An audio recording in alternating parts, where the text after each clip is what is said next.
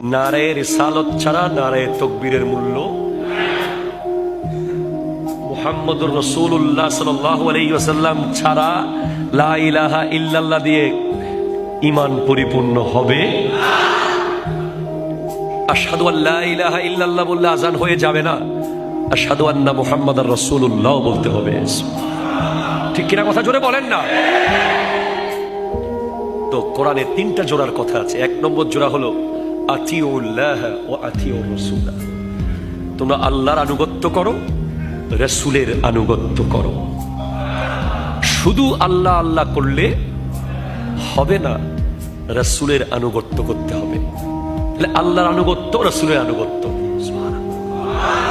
আর কেউ যদি আল্লাহর ভালোবাসা পেতে চায়, কেউ যদি আল্লাহর ভালোবাসা পেতে চায়, সে যেন অবশ্যই নবীজিকে অনুসরণ করে।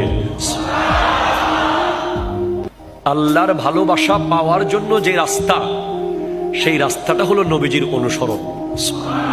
কারণ আল্লাহর ভালোবাসা কেমনে পেতে হয় এটা নবীর চেয়ে ভালো কেউ জানবে না। ঠিক কিনা কথা?